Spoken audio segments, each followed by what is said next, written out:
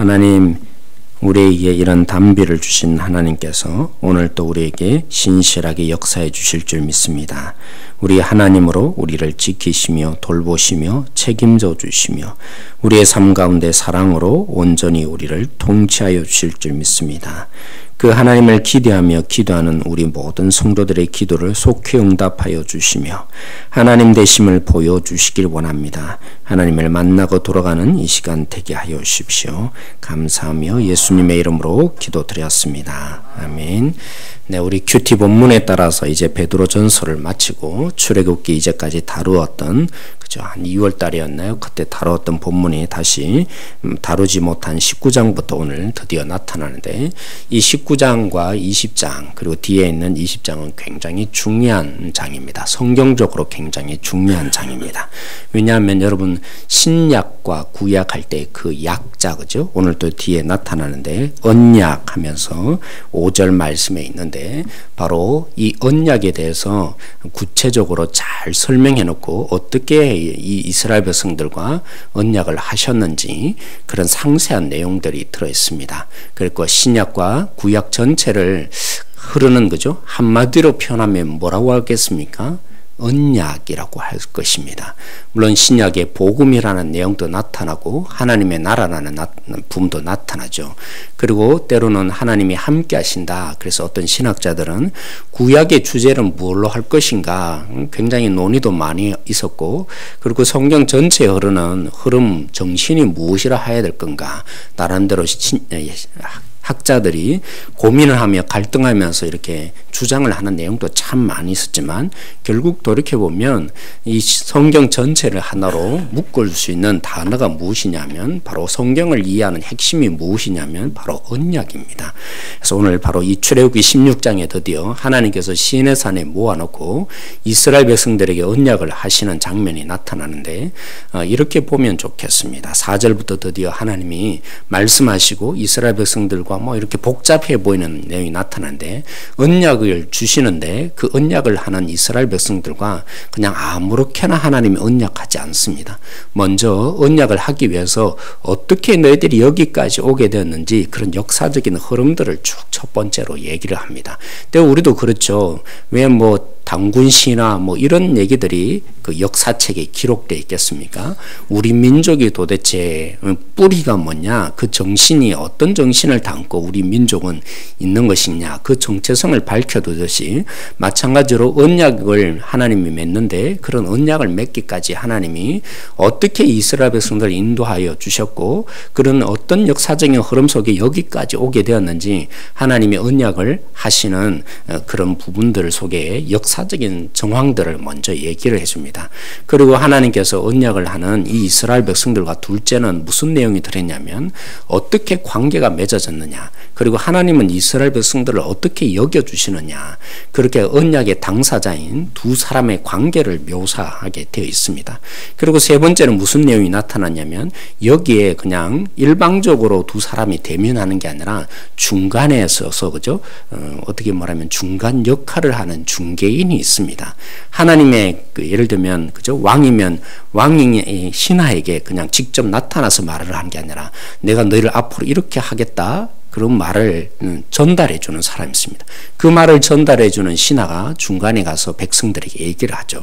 백성들이 그냥 그 얘기를 듣고 또 백성들이 이 얘기를 듣고, 그죠? 우리는 참 이렇게 하겠습니다.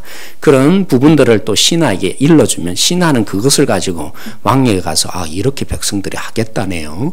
이렇게 하지 않습니까? 계약을 할 때. 그와 마찬가지로 하나님과 이스라엘 백성들 사이에 중간 역할을 하는 사람이 왔다 갔다 하는 장면이 오늘 이 뒷본문에 있습니다. 그리고 오늘 우리 성경 뒷부분에 9절부터 나타나게 되어 있는, 이제 그래서 그냥 그렇게 했으면 다 끝납니까? 이제는 둘이 직접적으로 얼굴을 대면하고 만나는 장면이 이제 19장 뒷부분에 계속해서 펼쳐가고 있습니다.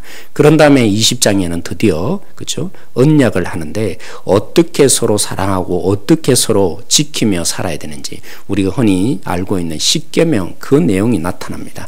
근데 그것으로 끝나는 게 아니라 이런 법까지 다 주고 난 다음에 우리가 이제부터는 맹세를 제대로 하자. 그래서 어려운 말로 하면 언약식이 주어집니다. 그런 내용이 20장에 가서. 그래서 이 19장과 20장에 나타난 이 본문의 내용들은 굉장히 그래서 성경 전체로 볼 때 중요한 내용을 포함하고 있는 것입니다. 먼저 언약을 할 때 어떻게 하셨다고요? 하나님이 어떻게 이스라엘 백성들을 여기까지 오게 하셨고, 그래서 왜 이들이 언약의 대상이 되었는지 그런 역사적인 배경을 무엇이든지 보여주게 돼 있다 그랬습니다. 그래서 4절부터 드디어 하나님이 묘사를 하면서 설명을 했습니다. 어떻게 이스라엘 백성들이 여기까지 오게 되었으며 이스라엘 백성들은 어떻게 해서 이 하나님과 그런 언약을 맺게 되었다고 합니까? 마치 독수리 날개로 이스라엘 백성들을 인도하듯이 그렇게 하나님이 보호하시며 돌보심 가운데 여기까지 이스라엘 백성들이 오게 되었다고 하나님이 첫 번째로 얘기합니다. 오늘날로 말하면 그렇죠. 엄마가 아기를 가지는데 그냥 태어납니까? 그 아이가 그냥 쑥 태어납니까? 아니죠. 적어도 8달 동안 엄마 뱃속에서 때로는 먹고 싶다는 거 아기가 말하면 그죠? 입덧으로 나타나서 또 때로는 엄마에게 먹고 싶은 그런 욕망들을 자꾸 일으켜서 사실 아기에게 영양 공급이 가야 될 부분들을 그죠? 그렇게 자꾸만 생각나게 하는데 8달 동안 사실은 엄마가 불편함을 겪으면서 그래서 이렇게 낳게 되는, 그래서 성경은 종종 긍휼이라는 단어를 이 엄마 뱃속에 있는 자궁 얘기를 이렇게 문자적으로 표현해서 사용합니다. 오늘 바로 그런 것이죠. 독수리 날개로 하나님이 이들을 여기까지 인도했다는 말은 마치 아기를 잉태하듯이 그렇게 조심하고 보호하고 관철하면서 불편함을 다 감수하면서 하나님이 그렇게 이스라엘 백성들을 여기 이 시내산까지 오게 했다. 그렇게 하나님이 말씀해 주십니다. 그리고 하나님이 이 언약을 지키는데 어떻게 하셨다고요? 갑작스럽게 이스라엘 백성들을 구출해낸 것이 아니라 이미 수백 년 전에, 적어도 400년 전에 아브라함에게 약속하셨고 이삭에게 약속하셨고 또 야곱에게 약속하셨던, 이미 오래전부터 이렇게 하겠다고 이끌어 주겠다고 약속하신 그 약속을 신실하게 하나님이 지키신 결과 너희들이 여기에 와 있다라고 하나님이 이스라엘 백성들에게 묘사를 해주는 것입니다. 그러면서 이스라엘 백성들의 전달을 하는 것이죠. 그런 너희들을 내가 이 언약을 하는 언약의 당사자가 된 너희 백성들을 내가 어떻게 대우하며 관계를 맺겠다 설명을 하기 시작합니다. 그것이 바로 오늘 5절과 6절에 있는 내용이죠. 하나님이 이스라엘 백성들을 어떤 사람으로 대우한다고 말합니까? 하나님이 언약을 맺는데 이스라엘 백성들을 어떤 상대로 대우하겠다고 말합니까? 오늘 우리 본문에는 이렇게 표현하고 있지만 내 소유가 되겠고 라고 표현했지만 원래 단어의 뜻은 세굴라라는 단어로 그렇죠? 보배라는 뜻입니다. 쉽게 말하면 하나님이 이스라엘 백성들을 어떻게 대우하겠다는 겁니까? 마치 눈에 넣어도 안 아픈 존재. 어젯밤에도 제 딸아이를 보면서 제가 막 이렇게 껴안아주고 내가 너만큼 좋아하는 애가 없다 뭐 이렇게 표현한 것처럼 그죠? 하나님이 이스라엘 백성들 그렇게 지금 표현하는 겁니다. 너희들은 내 눈에도 넣어도 안 아픈 이 세상에서 가장 아름다운 보배다 이렇게 하나님이 표현하는 것이죠. 그렇게 표현하고도 이스라엘 백성들에게 이 구체적이지 않으니까 그래서 6절에 더 구체적으로 표현을 하는 겁니다. 뭐가 되게 한다고요? 제사장 나라가 되게 하며 또 뭐라고요? 거룩한 백성이 되게 할 것이다. 제사장 나라가 무엇입니까? 우리 확신반 할 때 조금 설명을 한 적이 있습니다. 이 제사장 나라는 것은 무엇인가 역할을 해야 된다. 이스라엘 백성들이 무슨 역할을 해야 된다는 그런 뜻이 아니라 그랬어요. 어떻게 대우하시는가? 바로 이 얘기를 하시는 것인데 당시에 그죠? 고대 사회에 가장 높은 존재가 누굽니까? 왕이 아니라 제사장이었던 것입니다. 마치 그렇게 대우하겠다는 겁니다. 이 세상에서 내가 가장 관직적으로 표현하면 가장 높은 지위에 있는 대상으로 내가 너희를 대우해 주겠다 이렇게 표현하는 것이죠.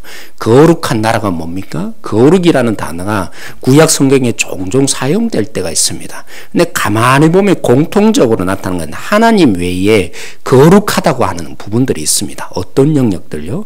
하나님께 속해 있는 영역들, 예를 들면 성막에 대해서도 거룩하다 그러고 제사장을 향해서도 거룩하다고 그러죠. 하나님께 바쳐진 존재에 대해서 거룩하다고 말합니다. 하나님께 영역 속에 와 있는 존재들을 거룩하다고 표현을 하는 겁니다. 다시 말하면 무슨 뜻입니까?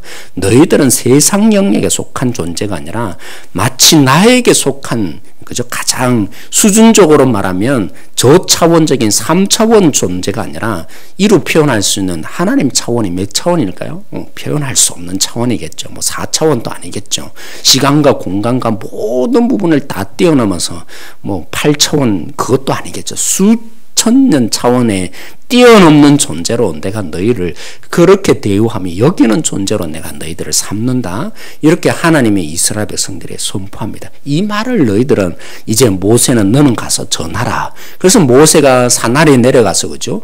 이 이스라엘 백성들이 고합니다. 이 말을 들은 이스라엘 백성들이 감동을 받은 것이죠. 이야, 하나님이 우리를 이렇게 여기까지 인도하시고 신실하게 그 약속을 지키시는 것뿐만이 아니라 우리를 최고의 높은 존재로 대우하시네. 이런 하나님을 우리가 어떻게 하나님을 안 믿고 섬길 수 있겠느냐.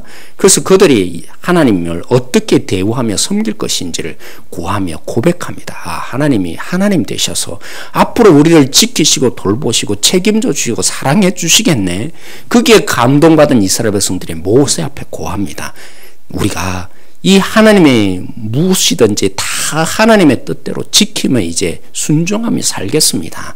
그런 고백을 모세 앞에 전하니까 그 모세가 산 밑에서 다시 뭐합니까? 하나님 앞에 또 올라가서 시인의 산 꼭대기에 올라가서 또 하나님께 구합니다. 그 중개자 역할을 지금 모세가 하는 장면이 이제 뒷부분에 6절부터 8절부터 나타나는 것이죠. 7절부터죠. 7절에 이제 8절에 나타나고 그 다음에 뭐 해야 될까요? 이렇게 중개자만이 아니라 이제 뭐 해야 되죠? 언약의 당사자 두 사람이 직접 만나야 하는 것입니다. 그래서 하나님이 이 이스라엘 백성들을 이제 만날 것이라고 선포를 합니다. 나는 빽빽한 구름 속에 너희들이 나타나서 내 하나님을 경험한 너희들은 너희들이 고백한 대로 반드시 그렇게 지키며 하나님을 사랑할 수밖에 없는 존재로 살게 하겠다. 그래서 내가 너희들에게 나타나겠다. 하나님이 말씀하십니다. 그리고 이스라엘 백성들도 하나님을 만나야겠죠. 그런데 만나는데 그냥 만날 수가 있나요? 하나님이 얼마나 거룩하고 위대하신 분입니까? 그래서 이스라엘 백성들에게 일러줍니다. 너희들이 비록 부족하지만 연약하지만 나와 직접 좀 대면을 해야겠다. 대면하는데 마치 그죠? 모세가 하나님을 직접 대면하면 죽을 수 있는 거와 마찬가지로 이스라엘 백성들이 하나님의 얼굴을 직접 만나야 되니까 그래서 하나님이 만나는데도 그냥 만날 수 없으니까 이런 절차를 좀 밟아라. 그래서 옷을 빨고 3일 동안 준비를 하는데 성결한 모든 절차를 다 가지고 그리고 하나님의 시내산 위에 직접 오를 수는 없다. 정예적 영역 속에서만 나를 저 멀리서 대우하라. 그래서 이스라엘 백성들이 그 모든 절차를 행하는데 며칠이 걸렸다고요? 3일 동안 준비를 합니다. 그런 가운데 하나님을 만나게 되었다. 오늘 이 본문은 그 얘기로 가득 차 있습니다. 사랑하는 성도님, 오늘 이 본문을 보면 참 그렇습니다. 하나님이 구원하시고 이 이스라엘 백성들에게 그 언약을 지키는데 얼마나 철두철미하셨고 이 언약이라는 것이 그죠? 하나님을 사랑한다. 이 한마디가 아니었다는 것입니다. 얼마나 진지함이 여기 속에 묻어 있는지를 우리는 볼 수 있어야 합니다. 그렇죠. 사랑하는 성도 여러분, 하나님이 언약하셔서 우리를 구원하셨는데 아담이 범죄한 이후에 이 고통 속에 있는 우리를 구원하기 위해서 하나님이 일해 주셔서 우리 가운데 이 복음을 주셨는데 이 복음이 얼마나 진지한지를 우리는 느낄 수 있어야 하는 것입니다. 하나님이 그냥 한번 말하시고 그냥 얼렁뚱땅하게 우리 속에 구원을 이루어내신 것이 아니라 하나님이 얼마나 진지하게 이 구원의 복음을 우리에게 주셨는지 우리는 이 본문을 통해서 다시 한번 묵상할 수 있어야 하는 것입니다. 그러므로 우리는 말씀을 들을 때 또 하나님의 이 복음 앞에 설 때 그냥 아무렇게나 설 수 없는 것입니다. 우리 자신들도 얼마나 진지하게 도대체 하나님이 얼마나 이 모든 진지함 속에 이렇게 구원을 하시고 우리를 대우하시는가 그런 부분들을 우리가 이 본문을 통해서 다시 한번 도전을 받으십시다. 그래서 말씀을 들을 때 하나님 앞에 설 때 그리고 우리가 받은 이 구원을 다시 한번 돌이켜보며 은혜라고 고백할 때 우리의 이 고백도 진지함 속에 나와야 하는 것입니다. 그 진지함이 과연 무엇입니까? 하나님이 얼마나 신실하게 역사하셨는가 그런 부분을 생각할 때 비록 때로는 우리에게 아픔이 있을 수 있고 우리가 기대하지 못한 일들이 있을 수는 있겠지만 그런 우리를 구원하신 하나님이 얼마나 앞으로도 신실하게 일해 주실 것인가 우리에게는 그 기대함과 소망함과 절대적으로 절망할 수 없는 하나님의 이 구원 앞에 우리가 서 있는 것을 놓치지 말아야 할 것입니다. 하나님이 이스라엘 백성들을 구원할 때 어떻게 구원하셨다고요? 그들을 독수리 날개로 업어서 인도하신 하나님이셨습니다. 우리의 구원도 그런 것이죠. 하나님이 자신의 아들을 죽이기까지 하시며 이 언약을 이루어주신, 새 언약을 이루어주신 하나님이 우리를 대면하기 위해서 하나님이 그죠? 약속만 하신 것이 아니라 직접 얼굴을 대면하고 싶어 하셨는데 우리에게 어떻게 얼굴을 직접 하나님이 대면하여 주셨던가요? 예수님을 보내어 주셨습니다. 그런 뿐만이 아니라 성령님이 우리 가운데 이제는 함께 하시면서 하나님을 매일매일 우리는 대면하고 살아가는 존재로 이 땅에 있는 것입니다. 그러므로 사랑하는 성도 여러분, 하나님의 이 구원의 역사와 하나님의 이 놀라우신 사랑과 하나님이 우리를 이토록 대우하시는 놀라운 사랑을 받는 존재인데 우리가 어떻게 쉽게 모든 것을 판단하며 때로는 문제 앞에 좌절하며 또 우리가 이 땅에 있는 다른 것들을 사랑하겠다고 그렇게 찾아가며 그것을 더 의지하는 자로 살아갈 수가 있겠습니까? 때로는 그렇습니다. 우리는 억지의 신앙인이 아닙니다. 억지로 하는 신앙인이 결코 아닙니다. 하나님의 구원을 정말 진지하게 받아들이고 나면 이스라엘 백성들이 하나님 앞에 그렇죠, 하나님 이렇게 사랑하여 주시고 대우해 주시는데 나도 주님을 사랑해야죠. 목숨을 걸어야죠. 그렇습니다. 복음의 깊이를 제대로 아는 사람, 하나님을 제대로 만난 사람은 억지로 교회에 오지 않습니다. 억지로 순종하지 않습니다. 왜 이토록 힘든가? 억지로 주님 앞에서 그저 벌레릴까 싶어서 그것이 두려워서 주님 앞에 나오는 존재로 살지 않습니다. 복음을 진실로 받아들인 사람, 복음의 이 진지함을 제대로 깨달은 사람, 하나님의 이 놀라운 역사와 대우하심을 제대로 아는 사람은, 그래서 하나님을 진실로 인격적으로 만난 사람은 우리도 자발적으로 순종함으로 주님께 나아갈 수밖에 없는 것이 복음의 능력이며 이 성경 전체에 흐르고 있는 주님 앞에 우리 자신들도 순종하겠다고 손들 수밖에 없는 역사심이 우리 속에 증거되고 있는 것입니다. 오늘도 그 주님을 만나시기를 원하시고 그 주님 앞에 우리가 하나님 나도 주님을 진실로 사랑하겠습니다. 주님이 나를 이토록 진지하게 대하는데 나의 이 삶도 주님 앞에 진지한 삶으로 오늘 하루도 살겠습니다. 그런 고백이 있는 오늘 이 시간 되어지길 소망합니다. 기도하겠습니다. 하나님 참 감사합니다. 우리가 받은 구원이 얼렁뚱땅 어쩔 수 없이 주어진 구원이 아닙니다. 하나님이 얼마나 진지하게 우리 속에 모든 것을 계획하시고 친히 우리 속에 이루어 주신 구원인지 우리가 이것을 맛보고 있습니다. 무엇보다도 오늘 복음 속에 나타난 것처럼 하나님이 우리를 보배로 여겨주십니다. 하나님의 당사자로 그냥 지켜보는 자가 아니라 우리를 가장 높은 존귀한 자로 우리를 불러주셨습니다.